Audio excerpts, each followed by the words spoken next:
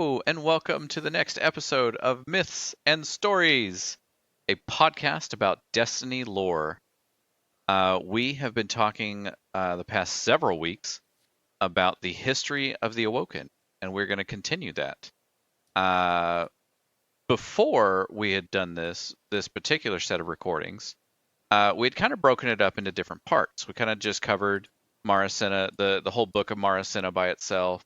We covered Uldren's uh, escapades by themselves, and we're starting to weave those together to kind of create a complete timeline of the Awoken people from the moment that they started on the Exodus screen all the way until basically Witch Queen. We're gonna try to keep this story going to have a complete timeline here of the Awoken people. And last week, we centered on some important names Awoken. Like most of the Awoken story centers around Mara because Mara is the creator of the Awoken. She is at the heart its queen. Like that's Mara is to be Awoken is to be Mara and vice versa. Uh, and last week we kind of left her path a little bit and started talking about some of the other important figures that are in Awoken society, namely Shir Ido, Petrovenge, and now Uldren, the prince of the Awoken people, Mara's own brother. And last time we talked about him starting a journey into a forbidden place, the Black Garden. This was a place that we as players in Destiny 1 got to go visit. We can actually go visit it in Destiny 2 as well. In Destiny 2, it's called the Garden of Salvation. That's the raid that's on the moon, or the entrance is on the moon. But in D1, there's another entrance to it on Mars, and that's how we got to it in D1, and that's how Uldren and one of his very close friends, Jolyon, he managed to kind of rope him in, being the hero of the story, needing somebody to kind of tote his victories along with. So last time we left off, they had broken past a gate lord who had the entire might of the Cabal army that was stationed on Mars and Meridian Bay kind of rain hellfire down on him, while they slid past and popped into a gateway that led directly to the Black Garden.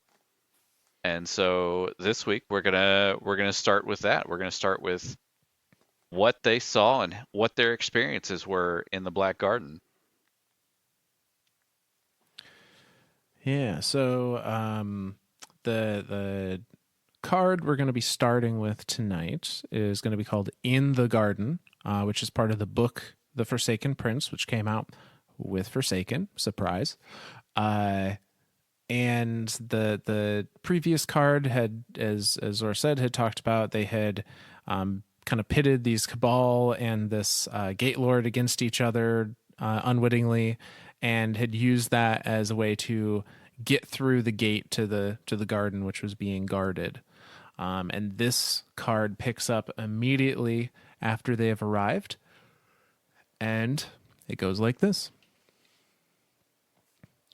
Uldren and Jolyon huddle together, shivering beneath a canopy of white tongues. The rain pours down. Uldren can't tell where it comes from exactly.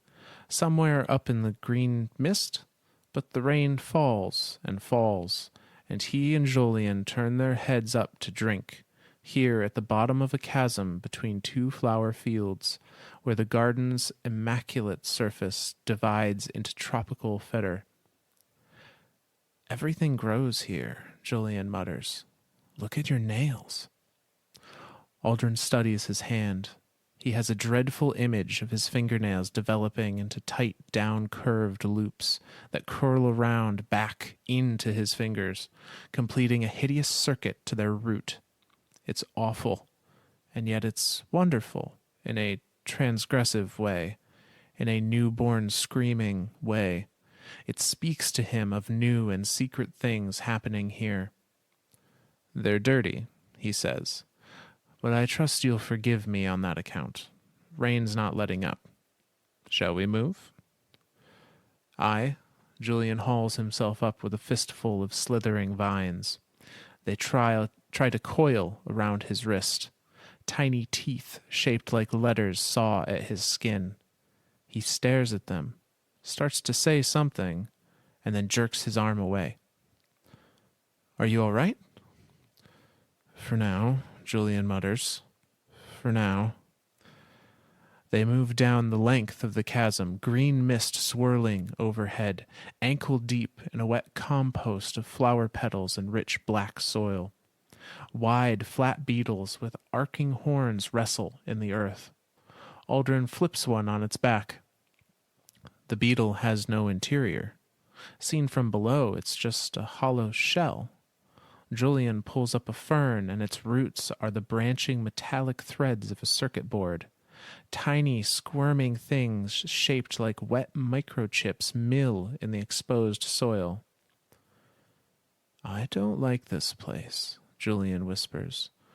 We should get back to the surface. He means the garden's surface, the manicured sectors of red flowers that stretch away towards a distant mesa. But it's far too vex up there, Uldren thinks. They've been in here, gardening, moving earth, making walls, building their ancient constructs of stone and light, trying to tame this place. It's life, he breathes. You're right, Joel. Everything grows here. He cannot let this place be killed. He cannot let it be looted and overthrown like everything else that doesn't fit into the narrow binary dogmas of the traveler's undead warriors.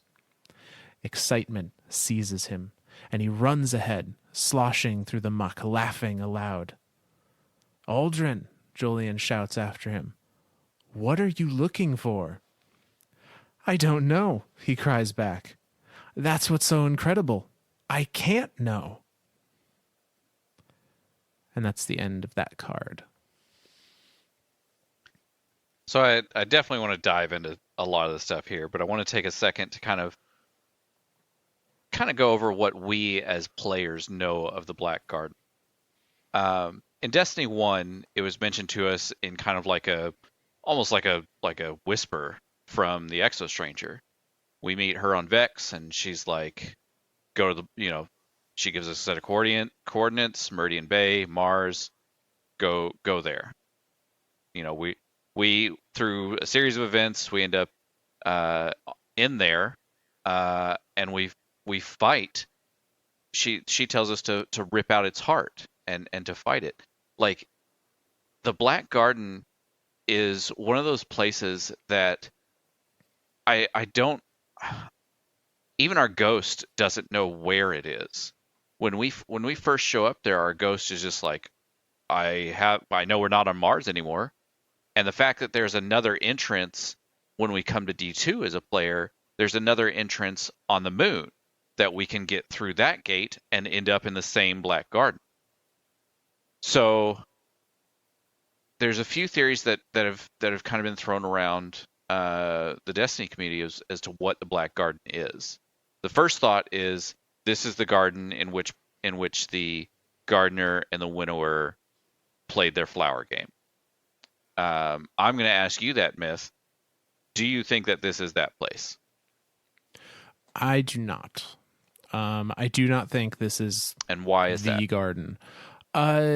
Mostly because that garden, as told in the story of the gardener and the winnower, from my interpretation, doesn't exist in this way.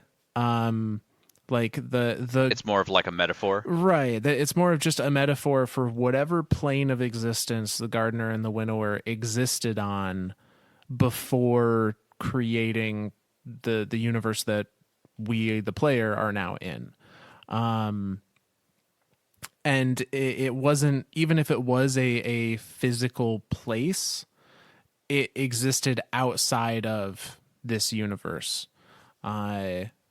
Certainly things could have spilled in to our universe from that place, as we, yeah, as we talked about with the light and dark itself, as well as maybe some creatures. Um, but I don't think the Black Garden is the garden, quote unquote. Okay. So then in that case, what is the Black Garden? That is a wonderful question. Uh, so That's a hard one, right? Like it is. that's It I is. think of it as like is it the birthplace of the Vex? Is it a place where Vex worship? Because like when we go there in D1, we see the Vex that we come across. They literally are like kneeling to the black heart that's like this mumble jumble of black bubbly blue stuff.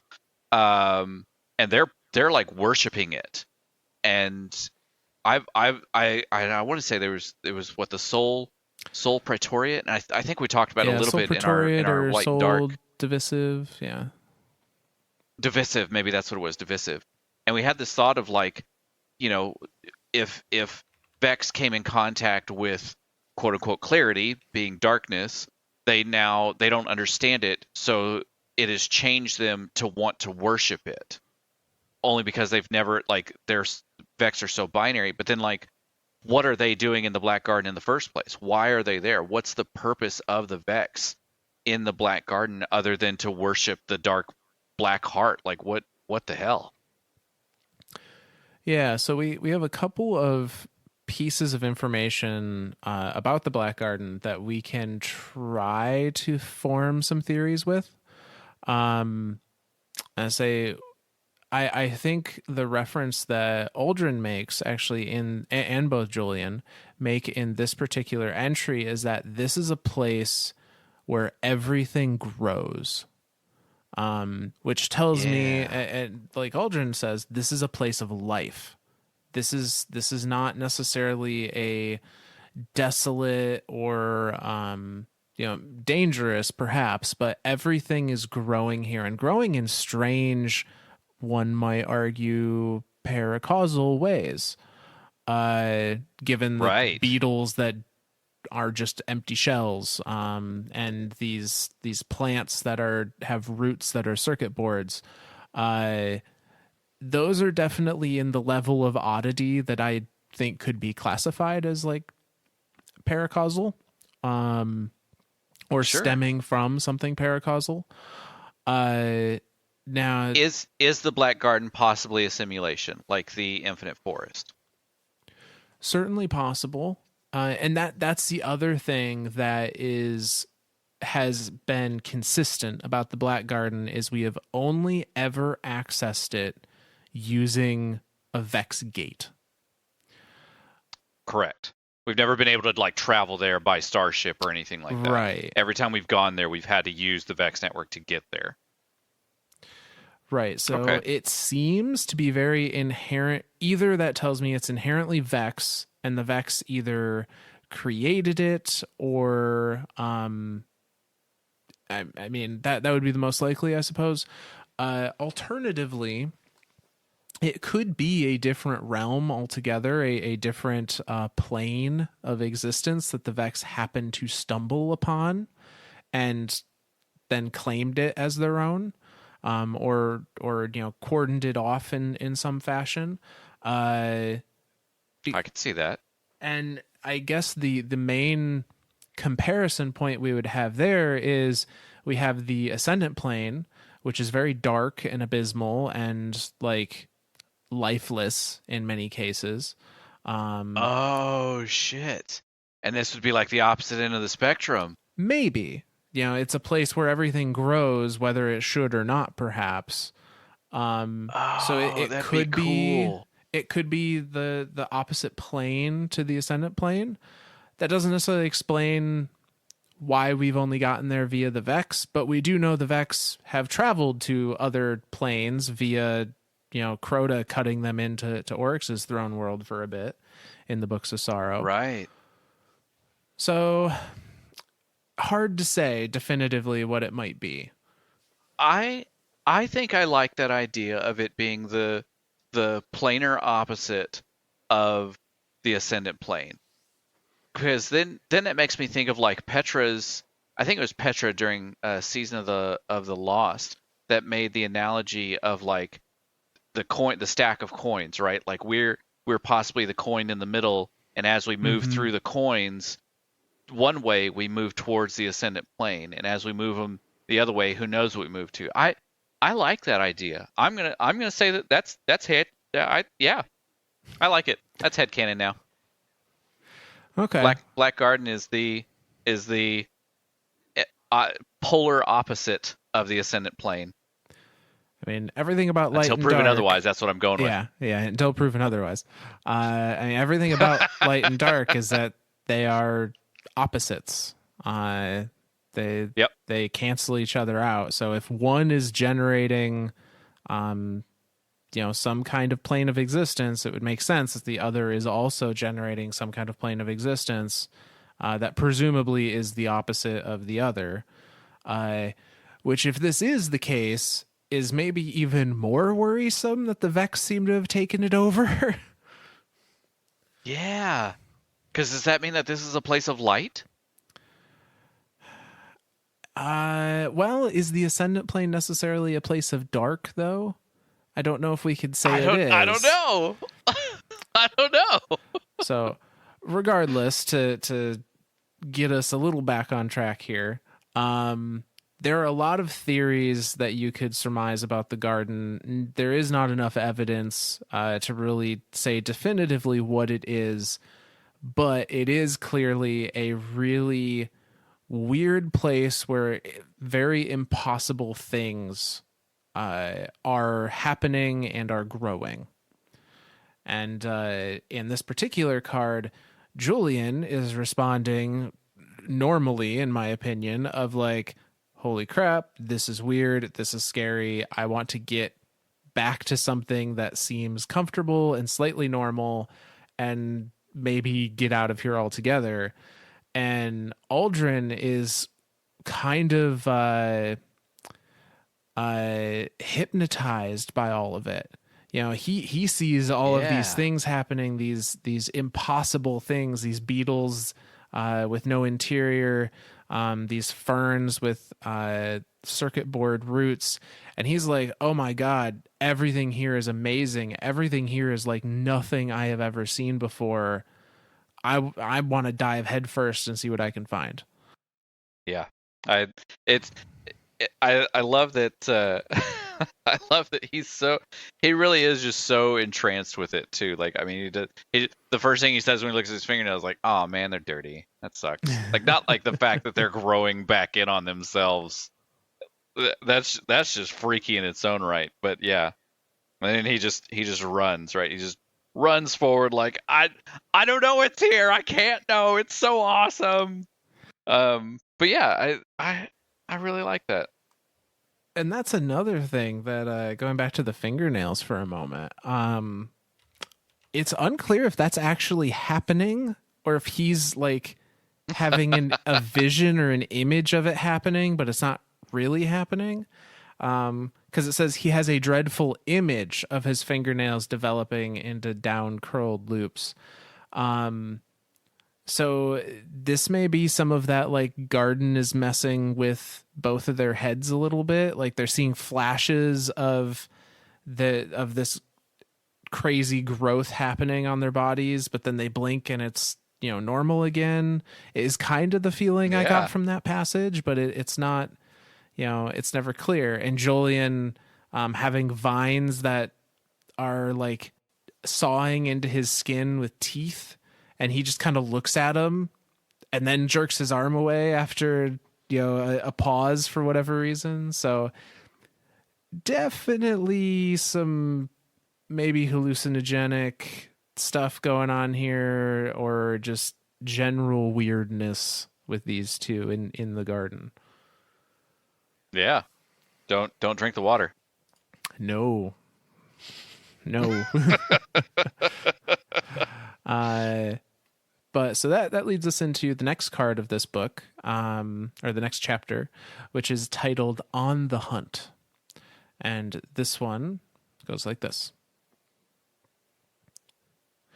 They track the last Cabal soldier from the place of carnage, onward through the flower fields, following the dribble of black oil that escapes the wounded legionary's pressure tourniquet. Uldren moves with cold, vicious anger. War here in the garden. Petty, detestable war. Brought into this place by some blundering Cabal expedition. They deserved what they got. The garden must be left to tend itself, mustn't it? It must be allowed to evolve its secret fruits. The terrain dips. The red flowers fade away to low, woven grasses. The wind whispers, soft words, sentences with just the beginnings of syntax, the cadence almost musical. Brainstain, Jolyon whispers, fearing infection by a contagious idea. We should... But his voice trails off as Uldren pushes ahead, down into a low vale, slipping easily through the tangled undergrowth. Vex. There are Vex here, dozens of goblins and minotaurs, still as statues and covered in moss, in a ring like some robotic henge. They are singing in faint, wraith-like notes of inhuman clarity. Uldren knows what this place must be. The Cabal legionary huddles behind a stone. Uldren creeps forward. By the time the wounded bellowing thing knows he's there, he has a knife pressed to its helmet, right above the cleft of its lip and the soft tissues below. Don't move, he says in Ulurant. Don't speak. This knife is atom sharp. I can tell, the legionary grunts in its native tongue. It's right up in me eyes, practically shaving me bristles. Do you know where you are? Just about the worst place anyone's ever gone. You say that because you can't smell the air, Uldren says. It's sweet, like pollen and thunder. Why did you come here? Not by any chance of our own, sir. The milk robots abducted us. The whispers have taken on a soft hint of Laurent grammar, confirming Uldren's suspicion. This is a place where abstract patterns war for survival, fighting to propagate themselves by preying on each other. The Vex are singing to see how the garden changes their song, and even this conversation has fertilized the air. Why are they here? What do they want? They come here to pray, sir. They're making vessels out of them. They're the worst things ever to be. They ate existence. How do you know this? Oh, from the seeds, the legionary says. Do you see 'em? And without hesitation or second thought, he punches the emergency medic release on his helmet. The pressure seal breaks and a ring of black gel sprays out hissing. The legionary slumps over. His helmet tumbles into his broad lap. Beneath the layer of gel, the whole surface of his skull has the pitted texture of a strawberry. Thousands of tiny seeds glisten in the Cabal's flesh. Uldren brushes the skin in fascination. Uldren, Jolyon radios. I really don't like the expression on your face. This place has secrets, the prince murmurs back. The bone mic feels cold and inorganic, poorly matted to his flesh compared to the warm, close-packed pits of the legionary's deformed skull. So many secrets. They grow in him, Jolyon. The garden grew its secrets in him. Who gives a rat? Jolyon snaps. Your Highness, we've got to get out of here before whatever happened to them happens to us too. He's afraid of secrets, Uldren realizes. The unknown terrifies him, which is very sensible, very rational. The attitude of a good scout, a good soldier, a survivor. But Uldren can't stop imagining how astonished Mara would be at this place. What if he could bring her here? What if they could explore this place together? And that's the end of that card. There are some definite freaky shit happening in this card. Um, like especially towards the end there, but we'll start at the beginning for this one. So they're tracking this cabal. I'm assuming the last one of this whatever expedition came through and we're fighting the Vex. And so they're tracking him down. They get a hold of him, and there's an interesting thing that happens here. He says the wind whispers soft words, sentences, just the beginnings of syntax, the cadence almost musical, and they talk about the Vex singing. I think of these whispers as like the whispers from the darkness, right? Like anytime you're near a darkness statue or something like that, there are these whispers about it. And we know that the Vex here are worshiping the Black Heart, which I assume is from the darkness. So would it be safe to assume that the darkness has infiltrated this place somehow and is slowly corrupting it? Well, it's definitely there. Whether it was intentional or otherwise, like the heart of the Black Garden is this glob of dark, in some Right. way. Because it has that same temporal look to it, the Witness has. Yeah, I think it definitely makes sense that these whispers are maybe are the same as what people hear from the pyramids or hear from the various different areas where we've come into contact with the darkness. What I wonder, because the Vex, I don't want to say the Vex are uncorruptible. I don't think that's true. But the Vex do not process thought in the same way that other organic races do. And so I wonder if the Sure. Vex, in their attempt to understand it, are just repeating what they hear, and that's this singing, or if the darkness is actively using them as amplifiers of some sort. I like both of those ideas. My first thought is I like the singing idea because music there have been many instances where music has been able to been broken down into mathematics, and it's all about different octaves and whatnot. So I I think music is understandable by the Vex, and the darkness can use that to help either, like what you're saying, either influence them directly or use them as amplifiers to play forth this darkness lullaby, as it were. So that got me thinking about something just now as you were saying that. You were absolutely correct. Music has a big tie to the Vex. With the oracles have their tones and whatnot. Oh, that's But right. also music we have seen in game music have a direct effect on our ghost. And this was I totally forgot about that. like D2 vanilla.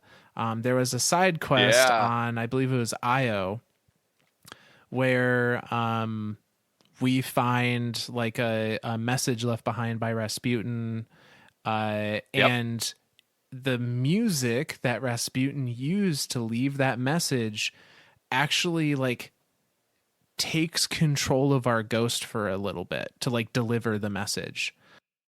Yeah, I remember those because that was like the precursor to like the Warmind expansion.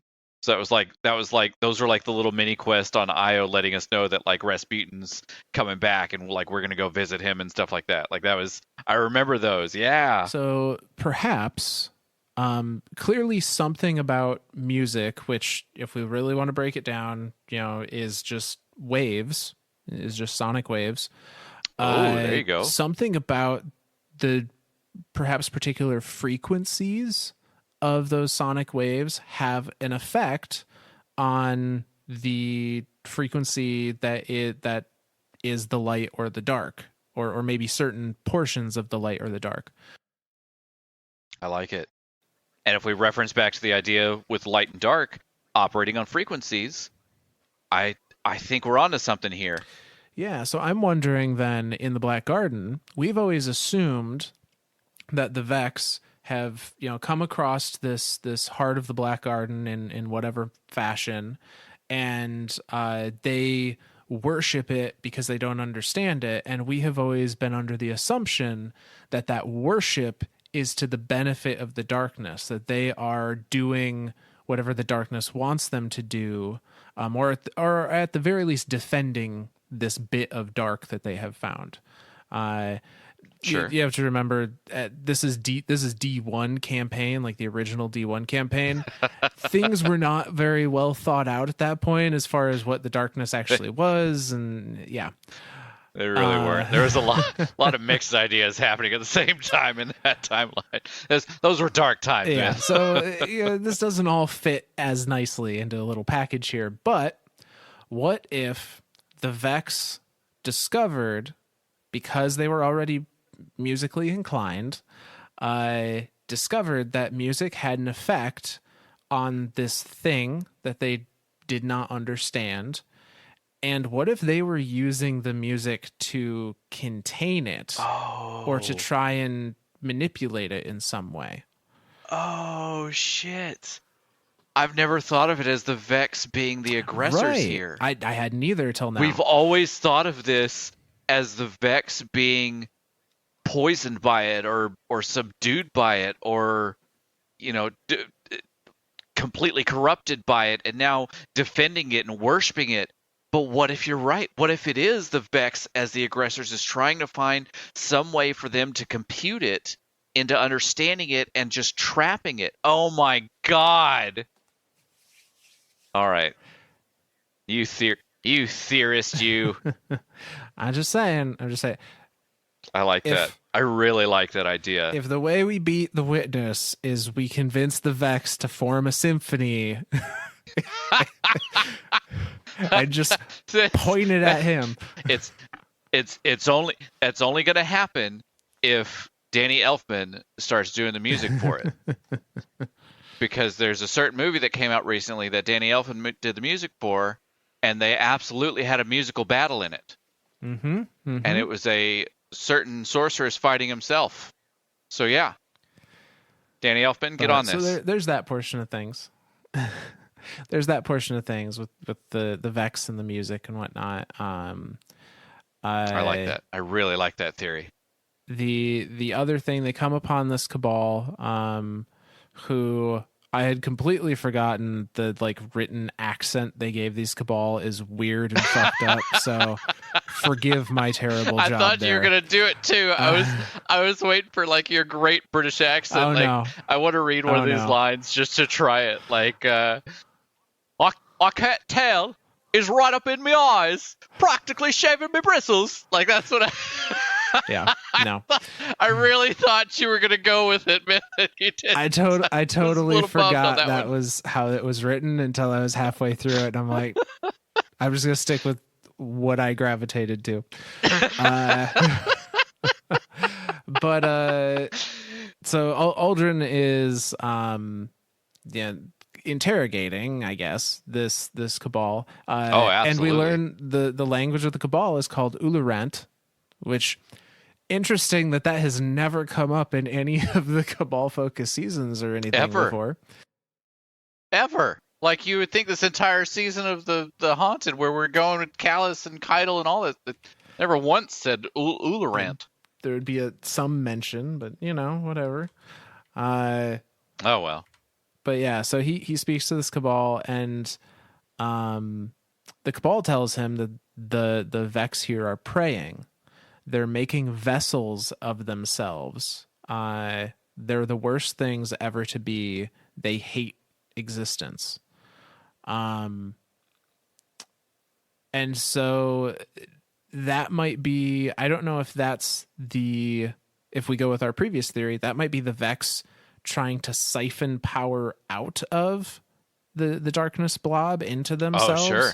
Or it could be that Sure. the darkness has control over them and is putting itself into them to then control them. Either or.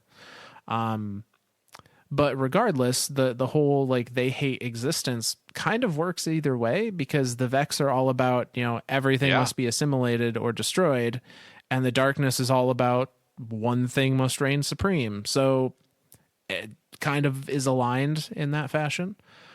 Yeah, absolutely. And like this whole seeds thing, this whole pitted, Yeah, what the hell, man? that's a creepy visual, is what that is. Uh, That is super creepy. Like all of his skin is gone, I'm assuming, because it says the whole surface of his skull has the right. pitted texture of a strawberry. Like, does that mean that the seeds were using him to talk? Well, he said that he knew all of this because of the seeds. Yeah, Aldrin asks him, like, how do you know this? And he says, oh, from the seeds. And then he promptly just pops his helmet off and kills himself, presumably. Right. Because that's a pressure suit. That gel is what like is keeping him alive. Mm-hmm. That's how Cabal survive. It is in those pressure suits. So he does that, and now there are all these, pits in his head that were supposedly making Ooh. him understand what was happening between the Vex and this darkness orb. I just had like a full body shiver where I felt like I just had bugs all over me from that. That's just freaky. That's super freaky. And Aldrin sees this place and goes, this is a place of secrets. This is a place where there are secrets everywhere to be uncovered. And whereas Julian's like, let's get the hell out, Aldrin is kind of like, I need to bring Mara here, because this would shock and awe Yeah. her. And that's what Aldrin's always looked for. He's always looked for something Mara hasn't predicted. He's always wanted to surprise her in some way. And he sees this place as, this is where there are things that she would not already know. And so he's reluctant. He's reluctant to leave, or he wants to bring Mara here, because he thinks that's going to win him some favor. Right. Like who better to bring than the Queen of Secrets, right? Like that's Yep. I feel like that'd be the perfect person to bring to the Garden of Secrets. No, absolutely. So this brings us into we don't get any real good information about them leaving the garden. We don't really see their path or get described their path as they're leaving. It's just kind of like the next card they're out. The next card is entitled After the Heart, Part 1. And this is Uldren returning from his trip to the garden. And it goes like this. Mara, I picked you flowers. The queen's retinue parts before Uldren. Astonished eyes flicker between his face, his wounds, and the potted flowers cupped in his hands. Some of them see a madman and reach for weapons before they remember this is Uldren Sov, prince of the Awoken, beneficiary of the queen's limitless indulgence. Asphodelia is its name. He kneels and offers it to his sister. It grew only in the Black Garden until today. We will plant it here in our dominion, where I know it will take root and flourish. It will remind the people of our twin heritage. For a terrible moment, Mara is unreadable. Then she smiles and beckons. Our brother has attained the Black Garden and returned to us. Come forward. She peels a single petal from the flower and lays it across her fingertip, holds it to the light. Magnificent. Ilin, see to it. She passes it off. Uldren swallows protest. He'd hoped she might plant it herself. Afterward, in private, she is silent and still, and he tells her everything he remembers. Did you see the heart? She asks softly. And that's where they end that little card. I'm curious in this one, and I don't know why I've always read it this way.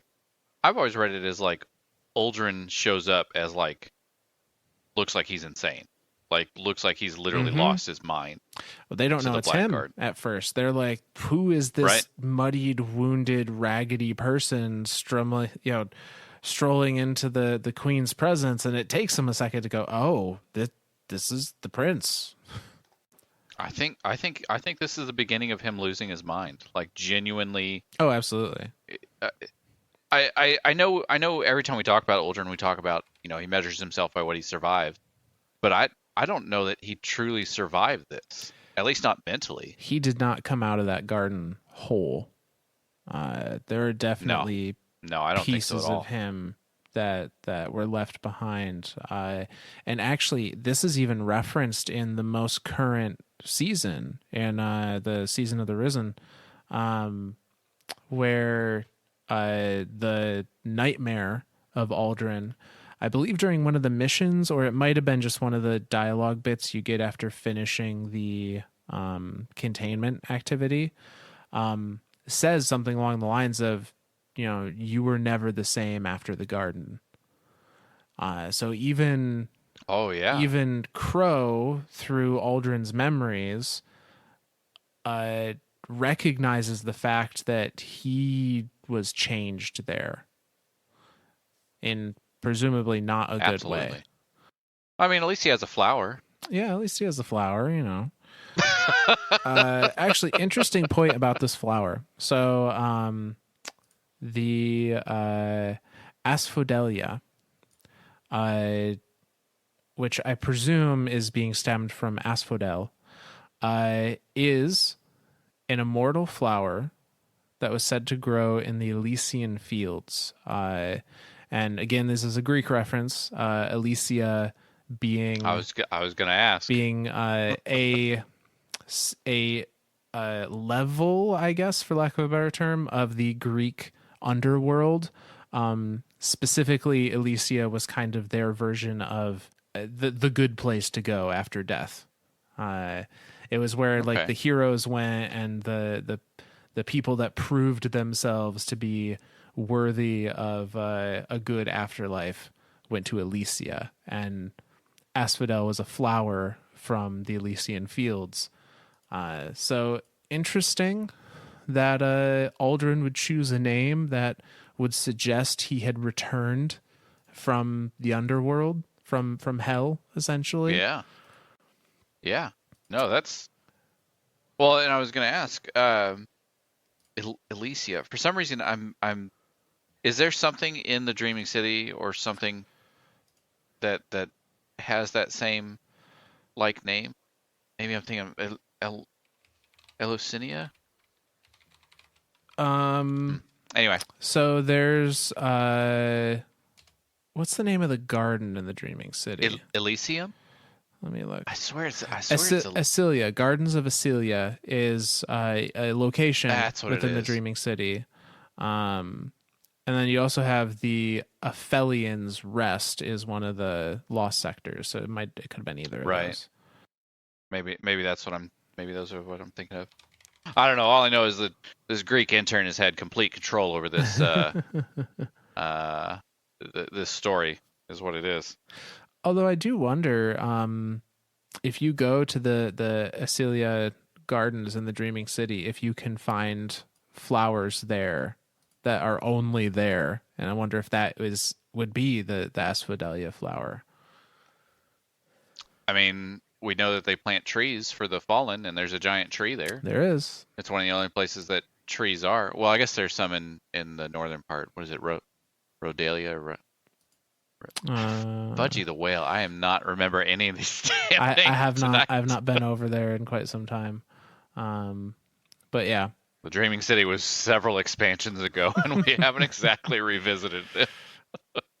not not on a regular basis. But yeah. So I just found those little tidbits interesting, and it's also interesting Yeah, here absolutely. that again he brings this prize. He brings this like, oh, this is from a place no one has ever been, no one has ever returned from. There's no way Mara has seen this before. And he brings her this flower very triumphantly, and names it after something that would be pulled from the afterlife, and says, "I will plant it here in our dominion. It will take root, and it will remind the people of our twin heritage." And now that can be taken two ways. That can be taken as twin, as in of the earth and of the distributary of humanity and of the awoken. He can also literally be meaning that we are twins. Uh, Oh, sure. Sure. and to see him very almost hand waved away when Mara is like, "Oh yes, this wonderful flower. Let's give this to Ilian. Ilian, see that it is planted." Uh, and again, kind of just the like, this thing you did doesn't really matter, or it feels like to him like it doesn't really matter. Doesn't even get the pat on the back for it. No, but she is very interested in the knowledge he has gained while in the garden. Uh, and we can see that in the next card here, which is titled After the Heart, Part 2. And this continues from the last line of the previous card where Mara had asked, "Did you see the heart?" So this one goes like this. The heart. Uldren considers his sister's question. After a while, his memories become confused. He was running through a thorny grove, and the branches and prickles were tearing at his cheeks. Huge wet fruit slapped against his shoulders and detonated in overripe pulp. Fruit shaped like heavy, swollen ghosts. He was huddled with Jolyon beneath a thick cobweb, holding his breath, as they listened to voices argue just outside. His heartbeat. Was it his heartbeat? Or another's? He was in an apartment block. He remembers that. He was sitting in the laundry room, a place with a black and white checkered tile floor, watching his crows tumble over and over in the dryer, black feathers flurrying, beaks clacking. A big old female cabal sat in the tub to his left, scrubbing her back with a wire brush. A Vex goblin with the face of Alice Lee in its stomach stood behind the counter selling detergent. "Uldren," she said, "you've got a hole in you." The cabal grunted in agreement. He looked down at himself, and there was a hole in his hand, black and perfectly round. His dryer ran out of time, but his crows were still wet. "Uldren," Mara, shaking him. She does not ordinarily touch anyone. "Did you see the heart?" It seems the most natural thing in the world that a garden should have a heart. "The Vex infest the place," he says. "It gives them something they crave. It grows them towards what they want to be." "You didn't answer the question," Mara says coolly. It's a perfectly sensible observation. It's the strangest thing Uldren has ever heard her say. "Whatever the heart of that place is," he says, pacing, "it's a seed, I think. A seed left behind to grow, like a node of glimmer, or..." The idea strikes him as a thunderbolt. or a tripwire, bait to attract those who seek out and destroy that they don't understand. Bait for guardians, bait to mark some milestone in the traveler's recovery. I told you never to go there, Mara says. Her eyes burn. She draws her cloak tight. Are you not devoted to me? Sister, he says, of course I am. Yet you defy me. Yes, Uldren thinks. Yes, aren't those the same thing? How could you care at all for something that never surprises you? He feels suddenly, utterly alone. And that's where that card ends. So I'm just going to skip over those first two paragraphs because that's just fucking weird. I honestly do not I don't have any real explanation there. I still do not know. His dryer ran out of time, but his crows are still wet. Sucks to suck, I guess. Like I what in the fuck? I really don't know. That to me just says that he just hallucinated his way out of the Black Garden. Like he doesn't even know how he got out of the Black Garden, I don't think. Yeah. Like he genuinely has no fucking clue how he got back to where he was, and it's all just one big hallucinogenic nightmare, dream, travel, space, I don't know. But yeah, Mara is very, very adamant. Like, did you see this? Did you see the heart? And of course, he's like, well, the Vex, they infest it. Da, da, da. She's like, you didn't answer the question. Which from Mara, that line, you didn't answer the question, is, I mean, we know that Mara she doesn't like spoken word, right? Because she thinks of it as a bad way to a bad encryption way and of communicating. And so for her to directly just say you didn't answer the question, for Uldren thinking it's the strangest thing he's ever heard her say. It really is. Like, I mean, from anyone, if anyone had heard her say that, they would have been like, this isn't, something in this place is truly drawing Mara's attention, and she wants to know about it, and she wants to know if anyone has interacted with it. And say, if you go all the way back to our very first episode of this Awoken series, it is stated that Mara and Uldren never give each other direct answers to each other's questions. Like that's right. Just not how they communicate. They never give straight answers. Like all the way back from the beginning, like from basically the moment they were able to speak to each other. Yep. That's how they've always communicated, is indirect answers. And so you're right, like for this to be such a direct thing, for any Awoken, like they might brush it off, but like for Uldren, this is like a really weird, like a genuinely like what the fuck is happening here moment. So yeah. I think it's interesting, the ideas that Uldren kind of comes up with here as to what the Black Garden could be, or what the heart of the garden could be. And this bit, he said, it gives them something they crave. It grows them towards what they want to be. I think that is correct-ish. And I think Uldren absolutely saw it, and it got its tendrils in him in some way. Oh, absolutely. Absolutely.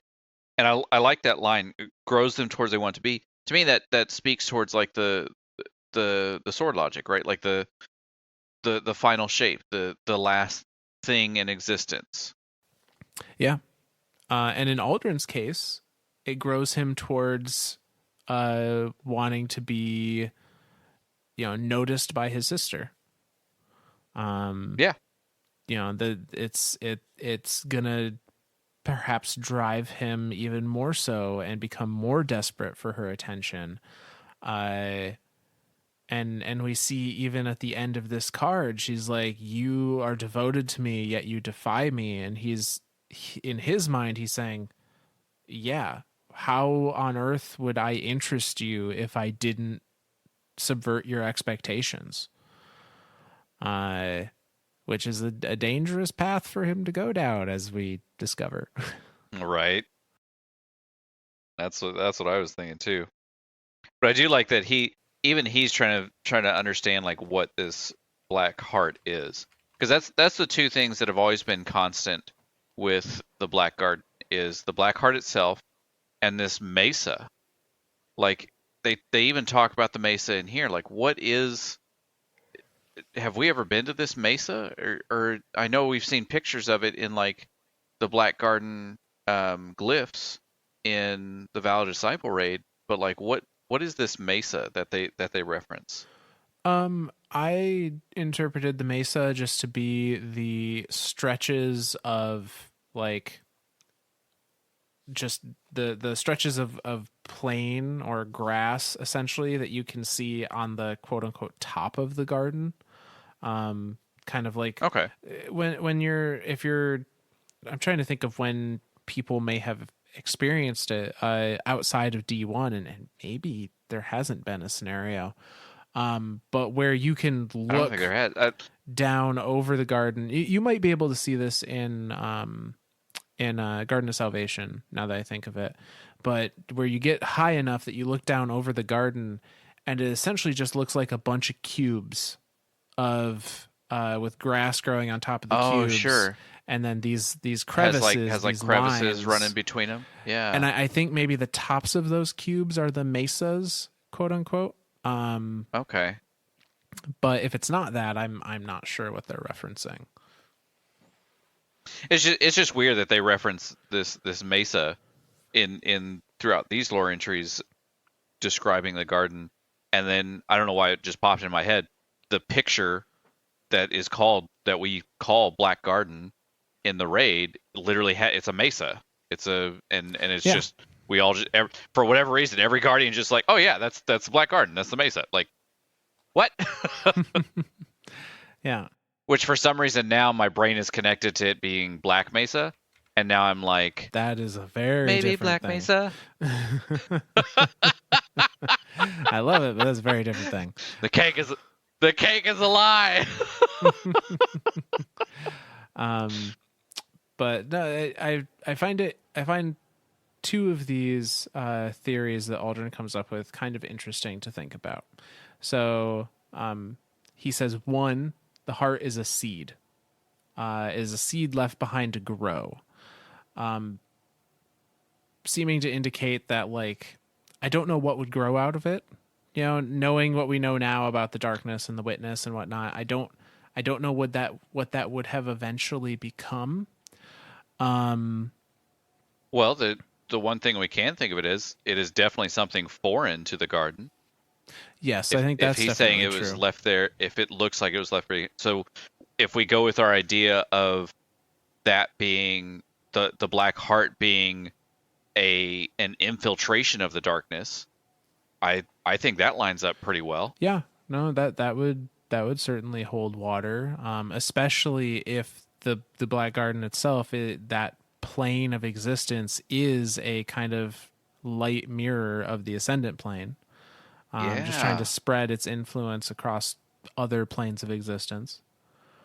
Anything the darkness can do to get to the ultimate goal, right? Right. To reap the garden, to get it back to the state that it's supposed to be at. That's I think that to me is the most telling thing in this entry is that it is a foreign entity that has been left behind in this area, which again, that's where my ideas of this could be the plane of light. That would be the opposite of the ascendant plane, where it's kind of all death and dark and rocks and nothingness, and this is life and growth and everything. And there's this seed that's not quite the same thing as everything around it, but the Vex are somehow either aggressing towards it or being possessed by it. You know, I like both theories there. Honestly, I really like the looking at the Vex, looking at it from the side of the Vex being the aggressor towards this thing of like, get out of our garden, like stop being here. This is our place to. Which then that makes me think that the Vex are like light, like you know, are the Vex infestors there too. I say I don't think the Vex are either of light or dark, and that's kind of their whole thing is that they don't know they Oh can't yeah, simulate what those paracausal powers do because they themselves are causal. Uh, it's that's very right. That's possible right. that they stumbled upon that plane and are infesting it, or are using it, or probably just trying to assimilate it like everything else. Um, Sure. but they Just to understand it. themselves, yeah, I don't think are inherently, one or the other. Um, Yeah. the other thing though, So the first idea is a seed. yeah, the first idea is a seed. The other theory, knowing what we know now, I think is incorrect. So he says, or it's a tripwire bait to attract those who seek out and destroy what they don't understand, bait for guardians, bait to mark a milestone in the traveler's recovery.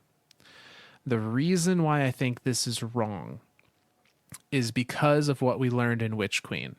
And that was that Savathun Okay. tricked the witness into thinking the traveler had been destroyed.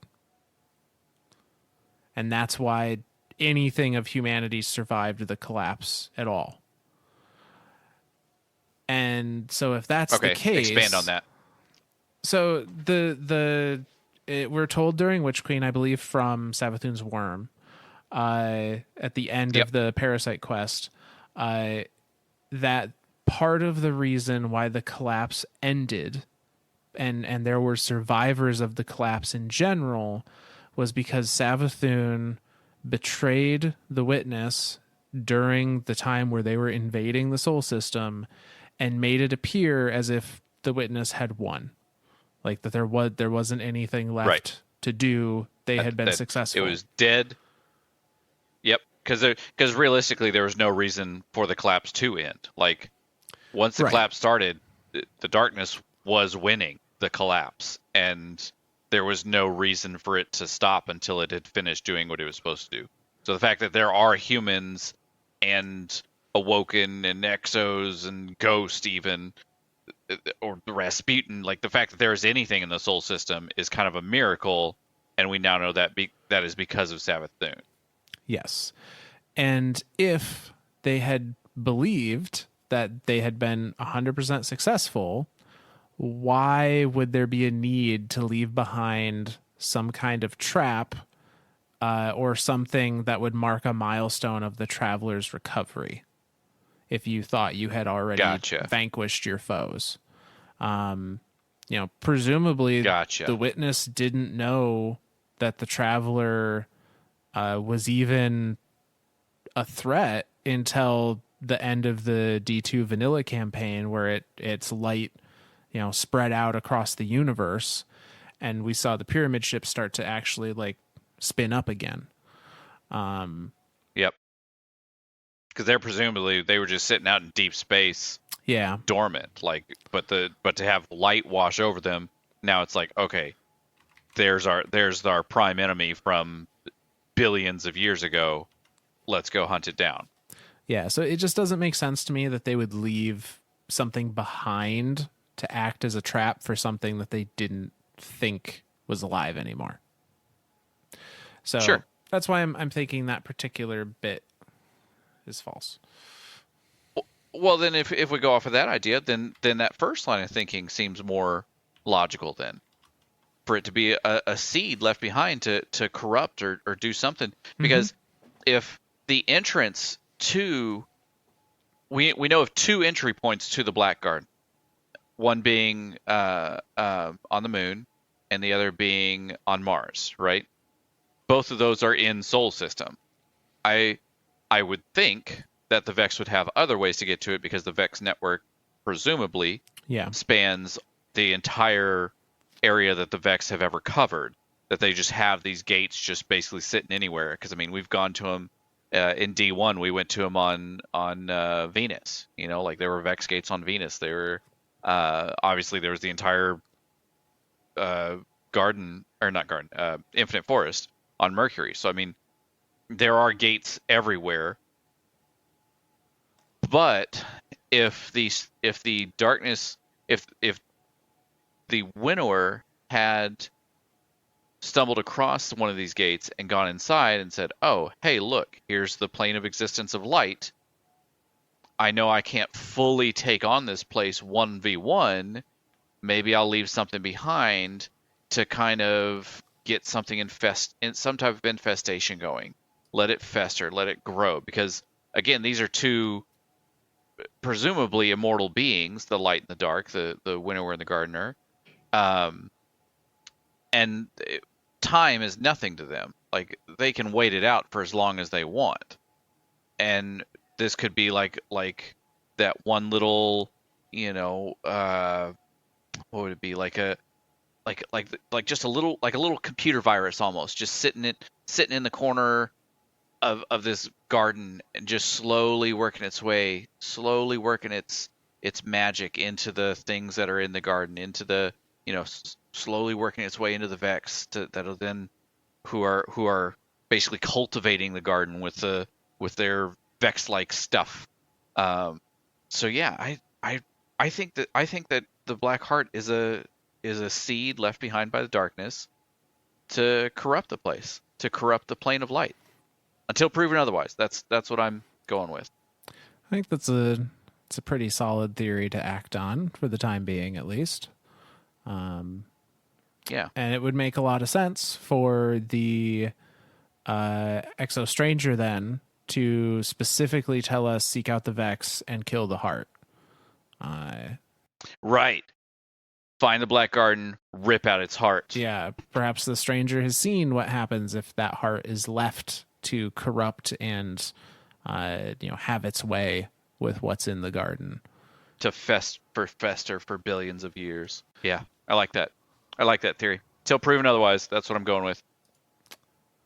Yep, I like that one.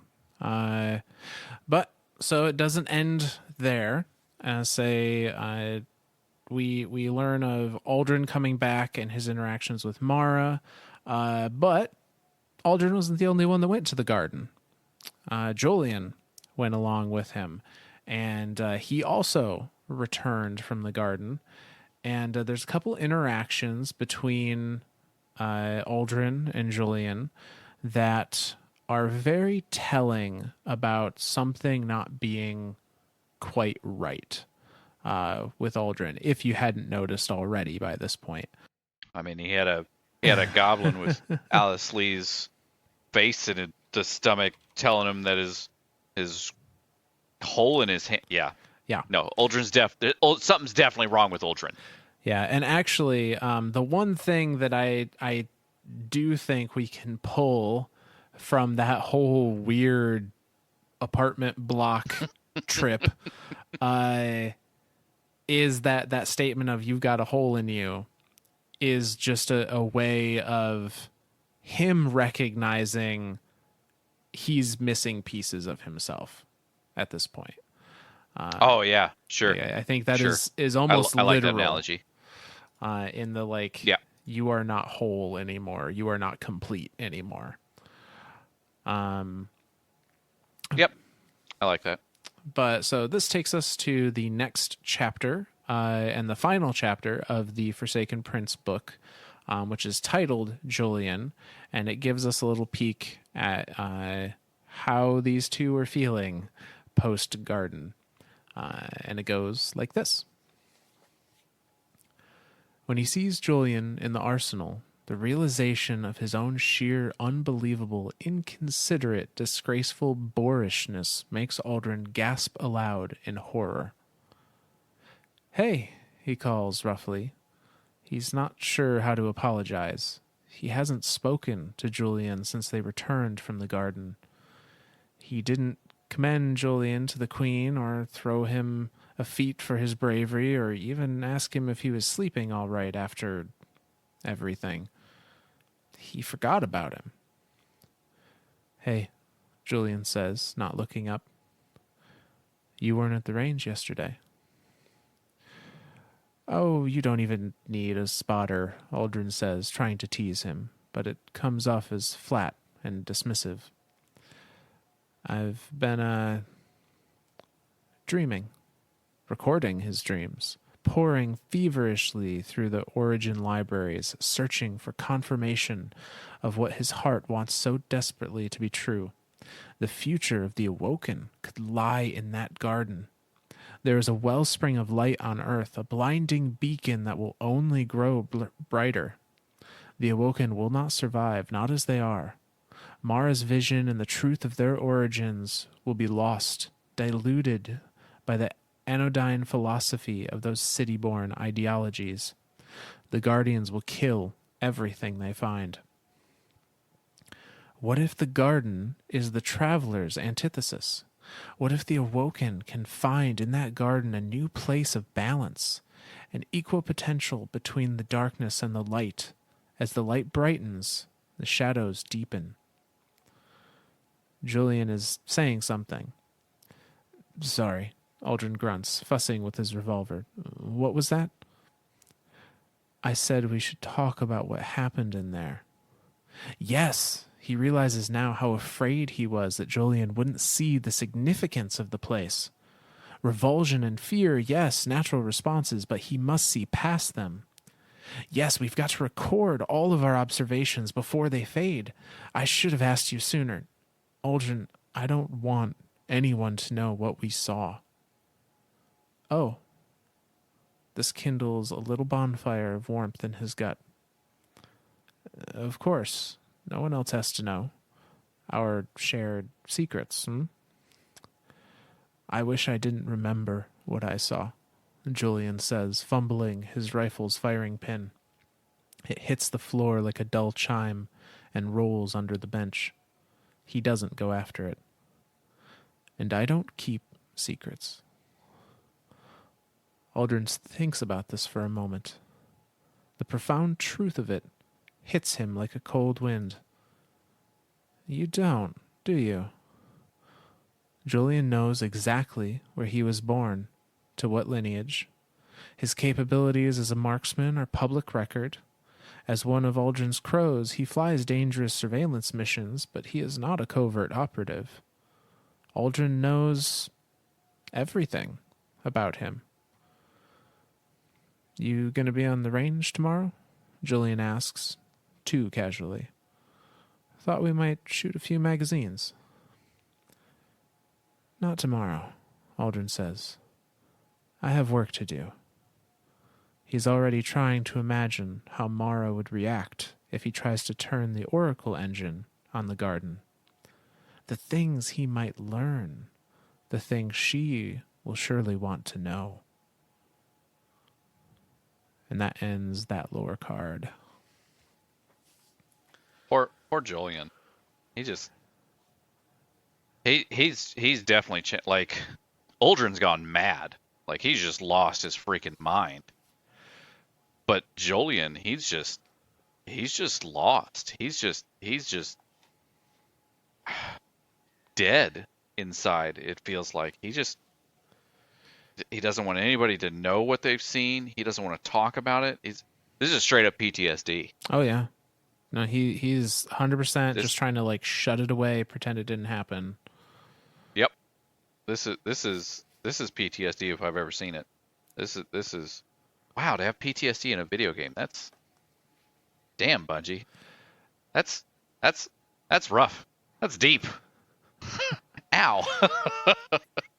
Yeah, no, like Uldren's all about like, we need to record this before all the things fade. We need to know everything. And Jolyon's just like, no, we don't. Nobody needs to hear about this. Nobody needs to see it. We don't need to keep a secret about this. This needs to just go away. Full stop. And so, yeah, Uldren's just kind of like, all right, well, I guess I'll see you later. So it's kind of sad to see how close they were before the Blackguard, and to see them now, the two of them, very much grown apart. I mean, like, oh yeah, Uldren barely even notices that Jolyon's there. Like that to me is like the sad part of the whole thing. Like, yeah. I mean, they were very buddy in the very first readings of this book. In the end of our previous episode, absolutely. like they were best friends. They were shooting the shit together and very, very casual, very comfortable with each other. And Uldren now has this obsession with the garden. He has convinced himself Yep. that the garden holds some secret that's is gonna make the Awoken people survive, is going to be that last piece that his sister is missing to fulfill her mission. And there's a particular point in this card where Uldren becomes dismissive of Jolyon. You know, he had forgotten about him Yeah. in his original return. He mentions that he felt really bad about, like, oh man, I didn't even go talk to him after we got back. Like, I was too wrapped up with my own things. And so he seeks Jolyon out, or he sees him and seeks out a conversation. And he wants this to be a shared secret between them. He wants to be like, yeah, we can talk Yeah. about it amongst ourselves. We can figure this out. And Jolyon tells him, Uldren, I don't keep secrets. And Uldren realizes, seemingly for the first time, that that Uldren knows everything about Jolyon. Jolyon is a open book. Everything he has done is public record. He doesn't do covert ops. His abilities are known. He's not holding any cards to his chest. He is honest and does not keep anything to himself. And that is like the opposite of Mara, who Uldren has been obsessive Yeah. over. And he almost sees Addicted to. right. And the feel I get is that he almost sees Jolyon now as like a solved puzzle. Like, he loses Yeah. interest because there's nothing for him to try Yeah. and figure out anymore. How shitty is that, right? Like that's. Oh, it is. It I mean, absolutely I get it. is. Like it's a shitty thing, right? Like that's shitty of Uldren, but at the same time, it's like I get it. Like Uldren's very much addicted to that secret, that mystery. That how do I surprise my sister? How do I keep the surprises going? And yeah, no, that's yeah, that's kind of sad. That makes me sad for both of them now. Like I know. sad for Uldren for being a shitty friend, and sad for Jolyon for losing a close friend that has now become a shitty friend. So maybe, and now sad for Jolyon, who now has PTSD of the Black Garden. Like, Right, yeah. I mean, I don't know, man. And I don't know if Uldren would have had the same reaction to this kind of revelation prior to the garden. My gut is probably not. But I don't think the so. garden has just fed his obsession, his need to find a secret that Mara doesn't know, so that he can be her hero, not just a hero to the people. Yep. Whatever hallucinogen or because that's what I truly think it is. Whatever thing that was in there that caused him to hallucinate into whatever he saw in there, cabals in bathtubs and crows and dryers and shit, has truly like infested his mind. I think he at this point in time he's infested like that cabal was. Yes, I think so too. Absolutely. Yeah. And so we get to see so that as I said before, that is not the end of the Forsaken Prince book. That's just the end of what we're going to be reading for the moment. We're going to pick up on that later down the line in our series. But there is a particular item that gives us a glimpse to Jolyon's internal thoughts, either during this exchange or one shortly after, where we can kind of see what's going on in his head a little bit and what his interpretation of Uldren is from the outside looking in. And that is on the Holdfast Cloak from Season of the Arrivals. And this is just a little card on the armor piece here, but it's super interesting. So I'm going to read that real quick. That one goes like this. Uldren, Jolyon Till gently prompt his oldest friend. The normally sharp, awoken prince had drifted off again. Uldren snapped back to reality with a shake of his head. Is that? Yes. Wind 17 kilometers per hour from your 6 o'clock. 1 degree off, spin north. Uldren squinted downrange as if peering into the sun. Jolyon frowned. The sun was behind them. This was the first time he and Uldren had been to the range since their return from the Black Garden, and Jolyon was shocked by how hollowed out his friend looked. Jolyon couldn't quite put his finger on what had changed, but there was definitely something new in Uldren's eyes. Something terribly familiar. Sending it, Jolyon pulled the trigger and missed by 30 meters. That's how far the calculations had shifted during his moment of hesitation. Jolyon grimaced. Nice shot, Uldren muttered. You always were the best. Jolyon didn't even bother to hide his concern. It was clear that Uldren was also plagued by the nightmares. The nocturnal visions Jolyon dared not mention aloud. The grotesque beating heart, mangled by Vex technology, slimy with overripe pulp, thorny wires reaching outward. The wet mechanical thump of the dark beating heart. The thick beating heart. Jolyon snapped to. He had been drifting. He looked up to find the awoken prince squinting down at him, as if trying to spot something in the distance, something barely visible and receding further by the day. So that's the end of that card, but I do want to also mention the flavor text for the Holdfast Cloak. Just states, never let them see you break. He absolutely has PTSD. That poor guy. And for what? Like what did they get out of it? You know, like what a handful of flowers and Uldren losing his mind thinking that this place is going to save the awoken people, like poor guys. Poor guys. I know. Well, that's the end of of kind of the interaction with Jolyon for now, at least. But in the previous entry at the very end, Uldren mentions something. He says, let's see if I can find it again. Find the exact wording so that way I don't screw this up. He says in his own mind, he's already trying to imagine how Mara would react if he tries to turn the Oracle engine on the garden. So the Oracle engine is something that we haven't talked about yet. We haven't, and I think we will talk about that. We'll do the reading of that, plus a little explanation of where you can find said Oracle engine in game currently, and that will probably be where we wrap it up tonight. And there's a couple of shout outs I want to do, and one in particular that I think is going to require a little bit of time to discuss.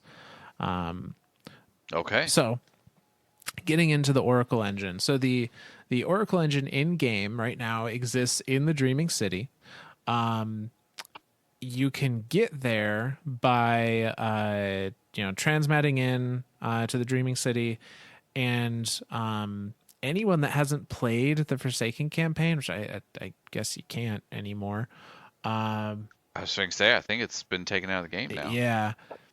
Might not be familiar with this route, but from the transmat point, you go essentially like straight. It will be the northernmost exit on the map of the Dreaming City, and you kind of follow that around, and you hop over a gap, and you continue following it, and there will be this big courtyard where enemies spawn, and then this tower opposite the courtyard, and in the tower is this giant sphere, essentially, with many, many rings around it, kind of like different, almost looking at like a planetarium with different orbits being shown.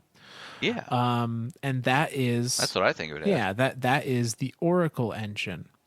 The The Oracle engine during the Forsaken campaign is used for a couple different things. It's used primarily as a communication device. Petra uses it to communicate with Mara after some events that we'll talk about in a later episode, probably in the next episode, as well as a transportation device where, and I think you can still do this in the game, if you get a Oracle offering from one of Petra's weekly bounties, you can take it to the engine, and once every 3 weeks, in the engine will open a portal, and you can actually go to a throne room where, for a period of time, Mara was at during the Forsaken expansion. So presumably Mara's throne world. There's things to talk about there. All right, we'll leave those on the shelves for now. Yeah, there's a discussion to be had there, but the Oracle engine appears to do a lot of things. It, like I said, communication, transportation, and as we will see, or as we saw from Uldren's little thought there, also some kind of information gathering. Apparently you can make a query to it of some sort and try and get information back, or as he said, point it at the garden. So there's definitely a lot of uses going on, and if you think of the name Oracle, typically was a being that would predict the future, or predict events outside of what they should know about. And the Oracle engine, though, is not of Awoken design per se. The Oracle engine actually came about from a different entity, and we get to hear about its creation in the chapter entitled Oracle within the book of the Dreaming City. And that one goes like this. There came a morning when the Techians spoke in unison, though none were ever near each other, and they said, "Who are you who builds a hidden city here in our thoughts?" And Mara alone, in the Queen's Walk of the Dreaming City, heard their voices ring out as if each witch stood beside her, and she said to the empty air, "I am Mara Sov. Who are you?" The answer came at once. "Wrong. It is the Ekapersopic. We are the nothing space fabric." Hearing this, Mara recognized a riddle. She turned at once and left the Queen's Walk so that Riven would not be inspired. As she walked, she thought. At length, she said, "Wrong. You are the ancients. You are the idea that gives fate its shape." That one voice came again as clear and strong as the birth of the universe, booming with dispassionate curiosity. "It thinks itself wise. How did something like it attain such revelation?" Mara lengthened her stride, taking the steps 3 at a time so that she could duck into a little-used transport gate. She emerged in a small coastal observatory, then nothing more than a grand dormitory, and found Keldawaj, the all-teacher, hovering 4 feet off the ground. Blood poured from her ears and nostrils. Her eyes saw nothing. The other Techians were transfixed thusly in a geometric array around the dreaming city, each one inert, suspended, bleeding. Mastering her horror, Mara said, "I have lived alongside you." And because she was afraid for Kelda, she asked, "Do you intend violence?" At once, the Techians collapsed to the ground like marionettes from severed strings. All but Keldawaj, whose augment blazed with a coruscating light, She rose higher into the air and began to unravel, particle by particle. As she became undone, she said, "Now it insults us." Mara steeled herself against the horrific sight of her old friend's ruin. She had been a fool to think the riddling was over. She said, "Of course, violence, after all, is a matter of perspective. What I mean is, what would you ask of me?" Beloved, wise Keldawaj burst apart and then collapsed all at once into a singularity that burned and burned and burned, but destroyed nothing around it. From her unthroat came the voice again, which Mara felt in the atomic marrow of her bones, and it said, "What would it ask of us?"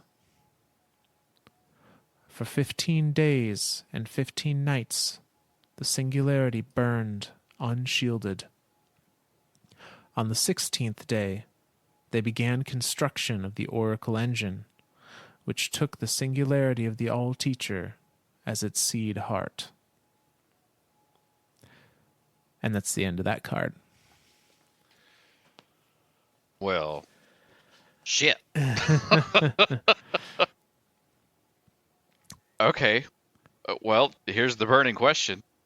Who the fuck is talking to Mara? So my interpretation of this, and what I have seen is the interpretation of many others, is that these are the 9 that are speaking through the Techians and speaking through Keldawaj. And for a as brief as you can put it, what are the 9, or who are the 9? So the briefest way, I think, to explain the 9 is that the 9 are the consciousness of the main celestial bodies in the soul system. Don't worry, guys. Everyone listening, keep that idea in your mind for a future episode for when we cover the 9 in full, because it's a lot deeper than that. There is so much more to it, but yeah. But we'll keep it at that. We'll keep it as the I like that interpretation. They are the spirits of the conscious spirit of the planets of the soul system. Yep. And they are not happy that Mara has carved out a little pocket dimension. I don't know if that's quite the right word. She has carved out. I was going to say, what do we call the dreaming city? Because it doesn't exist in a different dimension. Right. We can fly to it. Like, it's still there. I think she may have literally created a place that did not exist before, though. Which might be why the 9 are a little perturbed, because pissed. She has created something that did not exist before, and the 9 specifically in the soul system. In the soul system, and the 9 gotcha. are what have existed since the beginning of time in the soul system. Yeah. And now they're looking at this pretentious queen like, who the fuck are you? What are you doing here creating your own place? Right. You ass. Right. They're like, the heck's this upstart coming in and just making planets and shit? Like, no. Get out of here. That's not how that shit works. When a mommy planet and a daddy planet love each other very much. So the 9 are pissed at Mara. 9 are pissed, and she's kind of playing this game of riddles with them a little bit. And they pull this power play of, like, don't insult us because we can literally crush your friends into black holes. Yeah. And they do. I mean, Mara's worried this whole time. She lengthens her stride, taking it 3 steps at a time. She knows that they're doing something. Oh, yeah. She might not know who they are at this point, but she knows that something has taken control of her Techians and is able to speak through them telepathically to her. And that's a big deal. And so, she finds them. Unfortunately, Keldawaj, who up until this point, the all teacher. She was the head of the Techians, I believe. Like her, and she's been around since the distributary of like gathering knowledge Right. and teaching others, and like this is a big figurehead and a lot of knowledge to just blink out into a black hole. Right. But somewhat poetically, this person of vast knowledge and teaching turns into this black hole, which then powers the Oracle engine, which, as we discussed before, seems to be a tool for either communicating or transport or learning things in some fashion. So this teacher has become a device of learning and connection, which, while not ideal, is, still kind of fulfilling a similar function. Yeah. Yeah, I'd say so. I'd say it is.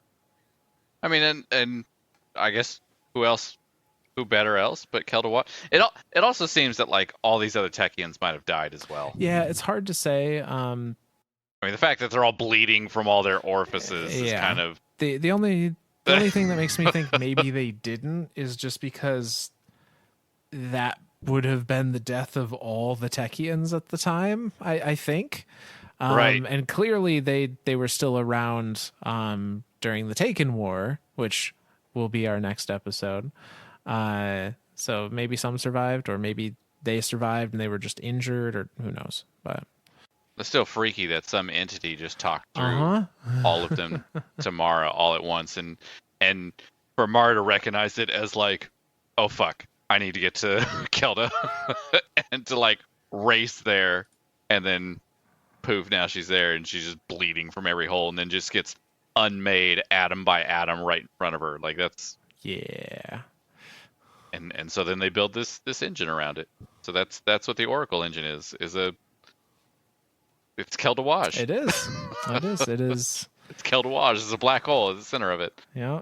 Still trying to do her job, I guess. Yeah. But so that is where I guess we're gonna end the lore readings for tonight.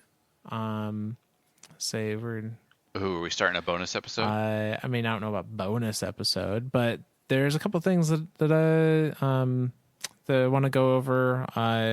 Shout out wise, there's a few shout outs I want to do, and like I said, one of them in particular posed a very interesting theory that I think, although I responded to it, I want to talk out here a little bit too. So to start, our first shout out for the evening comes to us from Twitter. Person by the username of BT just says, "Keep it coming, gets me through my 9 to 5. Anything I can do to make a work day go by a little quicker is good in my book, because I need those just as much as everyone else some days." So I'm glad to hear you do that. Me too. Miss will kill me for that comment later. Yeah. Because for those of you that don't know, I am a stay-at-home dad. So I don't exactly have a 9 to 5. I just you just have a 24/7 games. is what you have. I play video games and build models and get yelled at most of the time for interrupting my wife's meeting. Oh, but so the other shout out that I wanted to do here is another one from Twitter. It comes to us from user Decaffeinated T-Rex, which excellent name. Decaffeinated T-Rex. Yep. I'd hate to see a caffeinated T-Rex. Well, and it's spelled T as in TEA Rex, so like even better. It's clever. But it's clever. Decaffeinated T-Rex. Yeah, I like so it. He poses a question. I assume he, based on the profile picture, poses a question. It says, if arc, speed, is the opposite of stasis, slow, would void, pull, be the opposite of psionic, push, and solar, life, be the opposite of poison, death? talking about ideas for future subclasses. And This is a loaded question. this is why I wanted to have a little bit of time for this one. Okay. So as I said, I already responded to this via Twitter, but you can only do so much with the character limit you're given. 140 characters or less. That's what we all live our lives by now. Yeah. And I like the idea here, because I think many others have always kind of associated stasis as being the opposite of solar, mostly just by Because like freezy, right, fire and ice stuff. being opposites kind of thing. But the interpretation of it being the opposite of arc, and we know that from a gameplay mechanic standpoint, arc has been said to be the more mobility focused subclass, and stasis is very much the crowd control, like stopping people from moving. I think that comparison does make a lot of sense, that those two might be the opposites. Well, and you've had thoughts of stasis as well, that you personally have had, that I know that you and I have talked about stasis, not necessarily because they describe stasis as like cosmic ice, not necessarily being ice directly, and we talked about it being like the removal of empathy, right? Entropy. Like entropy, not entropy. No, removal of Entropy. empathy is just most of Twitter. So Oh, oh, oh, oh. It's only sad because it's true. Yeah, no, the removal of entropy, that being like time, or not necessarily time itself, but what the effects of that time have on a given space or item. So I don't know. I guess I've never looked at it as the opposite of movement. yeah, and I hadn't either. So in our original light and dark episodes, we kind of theorized that the light subclasses were built around the ideas of the fundamental forces of the universe, which are electromagnetic, being arc, gravitational, being void, and nuclear, both weak and strong, being solar. And Yep. I still feel like those fit really well, but we also know that when light meets dark, they're supposed to cancel each other out. And it's harder to find something that cancels out those forces from a thematic perspective. Like what would cancel out magnetic force, or Right. what would cancel out gravity? Okay, I see what you're saying. So it's more difficult to theorize what the kind of pairing dark subclasses might be if we're approaching it from that kind of like physics standpoint.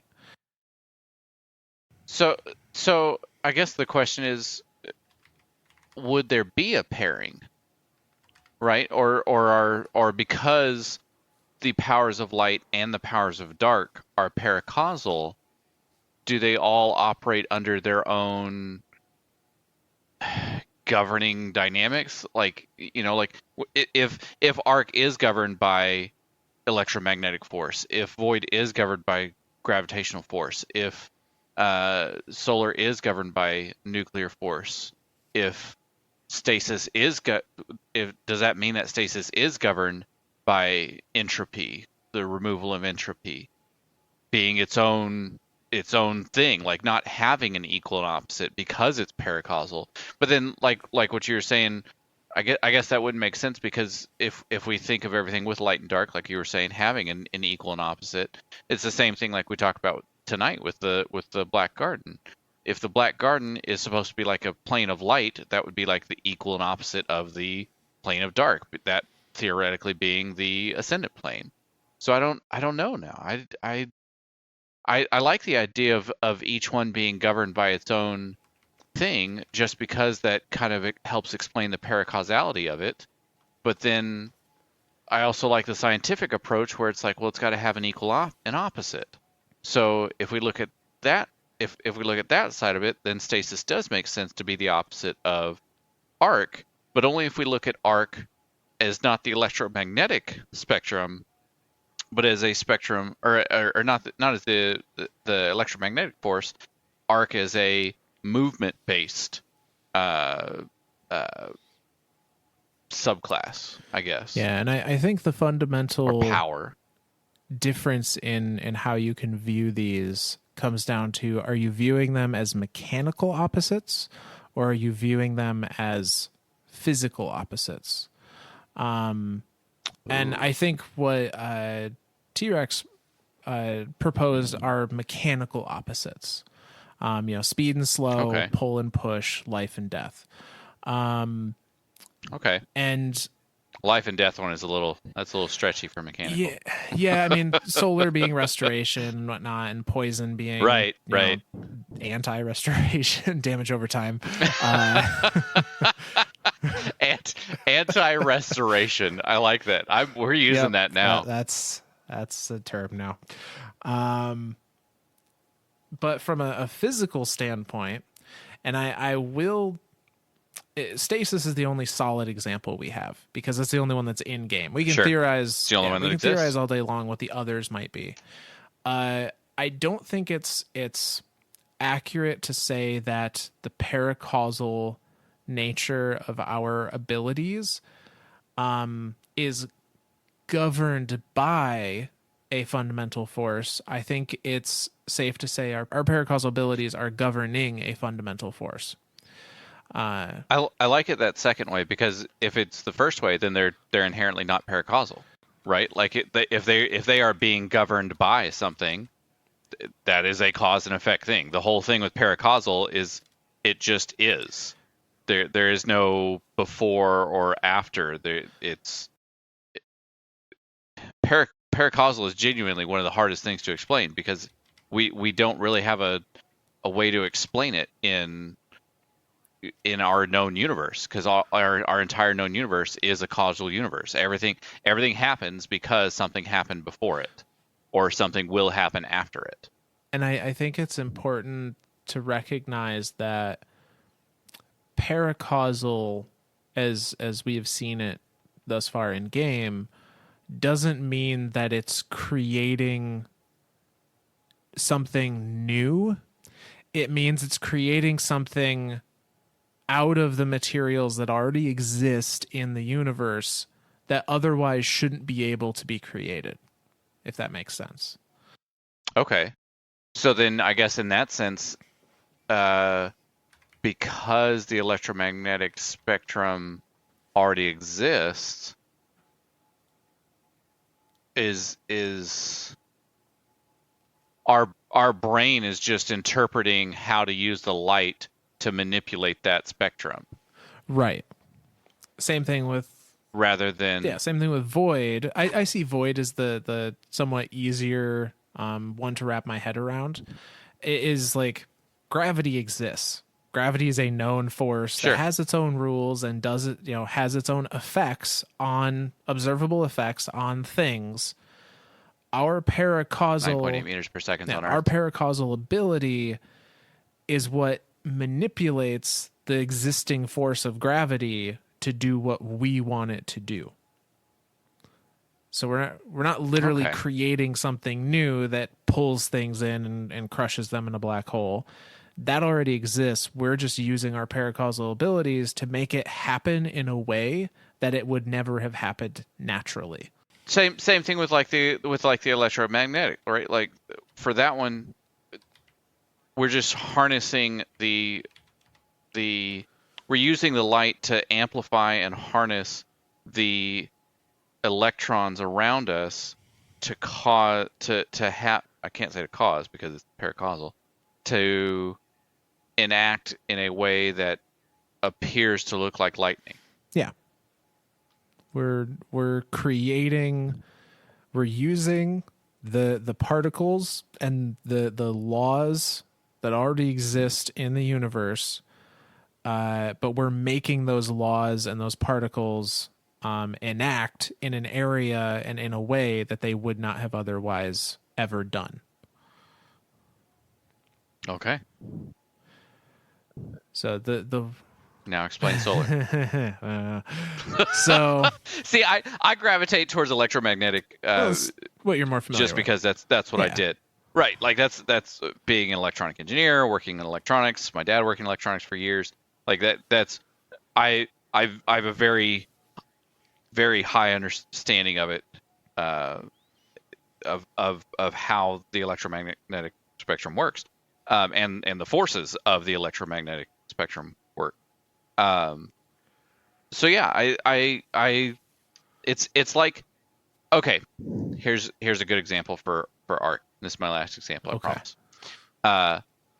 So a magnet can be used to induce a current into a wire, and vice versa. You can run a current through a wire to produce a magnetic field. The two of those, the two fields are propagate 90 degrees opposite of each other, um, uh, 90 degrees perpendicular to each other. Sorry, in a single direction. With arc, you're basically enabling one of those two to happen without the other one having to be there. You are either creating a current of electricity without a magnetic field being present, or vice versa. You are using a magnetic field to slow something down without current needing to be present. I would argue you're not slowing something down with arc, Or but speeding it you up. are either speeding it up. You could argue that's magnets, and you're usually like the repulsion of poles with magnets. Yep. Or perfect example, ionic traces and seeking wells, because seeking wells are an arc Oh mod. You're shit. magnetizing things to Yeah, you they are. in that case. There you go. There it is. Electromagnetic spectrum. Boom! We did it. We did it. Okay. Now solar. So solar is a little harder, mostly because I do not have a very in-depth knowledge of nuclear physics. But I'll go call my brother real quick, and we'll get my father-in-law, and we'll tag team them and be like, "Hey, go." so my very layman's understanding is that strong and weak nuclear forces can be presented as either fusion or fission. In both cases, you are generating a significant amount of heat from the reaction. Energy. Not necessarily True. heat. Energy that is typically released as heat, I should say. Correct. And so solar in that instance would be, I guess, probably fusion reactions. You're creating mini suns. The sun is just a giant ball of fusion. Fusion reactions happening. which is two different atoms coming together to fusing together to create a new atom. Yes. Because atoms are an individual atom is defined by the number of protons, neutrons, electrons in it. And so if you have two different atoms that come together, you can't. Now again, this is trying to explain paracausabilities with the laws of our universe. An atom can't be created or destroyed. Well, I guess it could be created. Energy cannot be created or destroyed. Fused too. Energy cannot be created or destroyed. But an atom, because an atom is defined by the number of electrons, protons, and neutrons, as soon as you add another one in there, it becomes a new atom. So by fusing two atoms together, you have changed the number of electrons, neutrons, protons in it to create another element, therefore being fusion. Fission is the opposite of that. You are taking an atom and you are taking a higher level atom. Typically, the more protons and electrons that it has in it, the easier it is to split, which is why uranium's so volatile, because it's so high up in the periodic table. You're splitting it into two separate atoms. Yeah. So in either instance, and this is me also kind of explaining why I think stasis might be the opposite to solar versus arc. Although I definitely like the mechanical opposites that T-Rex proposes. With solar fusion or fission, I suppose. But in either case, there's a change in the molecular structure that is causing this release of heat that our guardian is using to weaponize. That changing of a molecular structure is inherently increasing the entropy, the disorder of the molecules in a given area. If we assume stasis is the reduction of entropy, the reordering or increasing the organization of molecules in a localized area, therefore turning them solid, which we see as ice or interpret as ice. Right. Those two, that's kind of the opposite that I would propose, is like one is decreasing the entropy, is making things more organized. The other one is increasing entropy, is making things more disorganized on a molecular level. The other reason that I think supports stasis and solar being opposites is that the solar super well of radiance prevents you from being frozen by stasis. So even on a mechanical level, they are now opposites, or they cancel. So they we've cancel now out. proven. So we've now shown how stasis can be equal and opposite of solar and equal to an opposite of arc. Now let's prove it with void. So that way we just say that stasis is just fucky. Well, okay. If a gravitational force is pulling something in, it does pulls. The grenades used to pull stuff. Well, I think that was they don't anymore, and they even cited that was a void thing when they took it away from stasis grenades. They said, "Oopsies, yeah. We made up oopsies." Now, so here you go. Here's your example. Gravitational pulls stuff in. Shit. Pulls stuff in. Okay. So the opposite would be to push stuff out, which we see inherently with Behemoth Titan's melee. And that's all I got.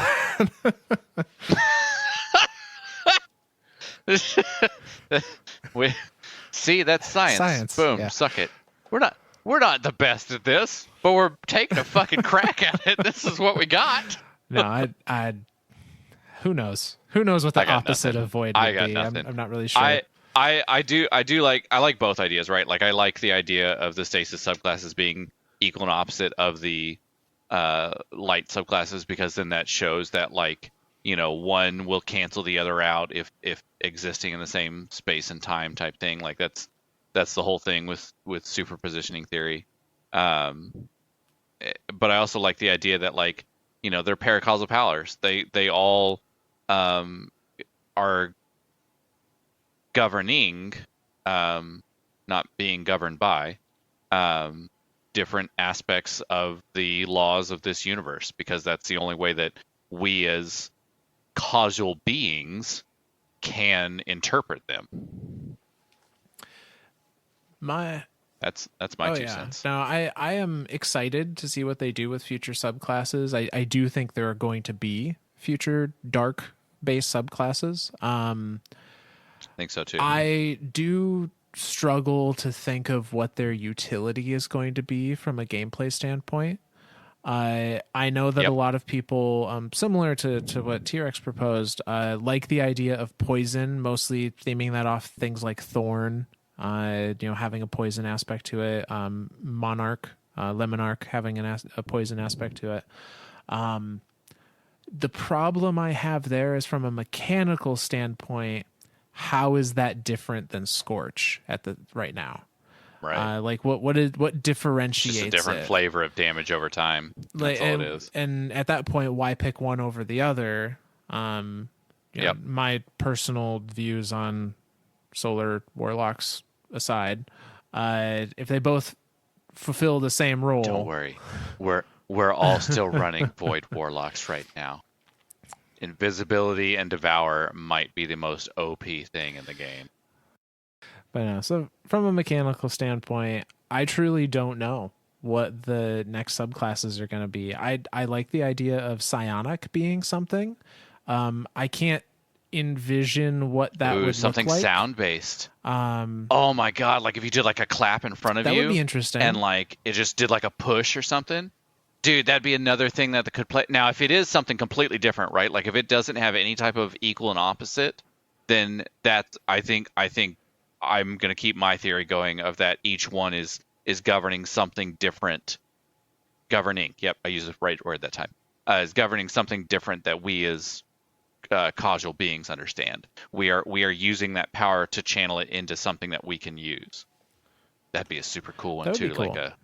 like a you just like summon a guitar and just and just blow everyone away. That'd be cool. You know, and when they bring Wrath of the Machine back, you can truly Mad Max it all the way to the end of the bridge. I'm telling you, man. I think next season is Siva and Rasputin and Wrath of the Machine. Everyone is so convinced it is Taken King. I think it is Wrath of the Machine. So I think you are probably right, but I want you to be wrong because I That's want fine. it to be. That's fine. I want it to be a story revolving around Mercury and Saint 14 and Osiris, because that would be the season they bring my Breachlight back. I'll give you that one. That's absolutely when Breachlight would come back, and Osiris has just kind of been comatose for what 3 seasons now. It's an unresolved story. Like, I mean, we want to see the end. It's kind of sad that he's just. I went and visited his old spot in the tower, and there's a book near it that you can scan. It doesn't do anything. Like your ghost just comes out and scans it, and then just goes right back into his nowhere land, your backpack. So sad. But, so I think that's a good spot to cut ourselves off with this discussion. But thank you for posing the questions, because it is fun to talk about that kind of stuff. I say for if not incredibly confusing. No, not at all. No. But for any of those that aren't already aware, if you want to leave a comment and maybe get a shout out in the future as well, you can either leave a review for us on Apple Podcasts or Audible. We discovered has them as well. Or you can reach out to us via Twitter at Myths and Stories, Z instead of an S at the beginning of stories. I post whenever new episodes are going live there, as well as, you can send us questions or comments on what you liked about the show, what you didn't, all that fun stuff. I will always welcome respectful criticism or comments. There it is. I'm not gonna extend this episode by another 4 hours by going over what the bullshit through Twitter has gone lately. All I'm gonna say is don't be an asshole. Just be excellent to each other. Yes. Alrighty. Well, I'll give one. I haven't given a thank you out myself tonight. So my thank you is to Jolyon. Thank you for going along with Uldren to at least try to keep him sane.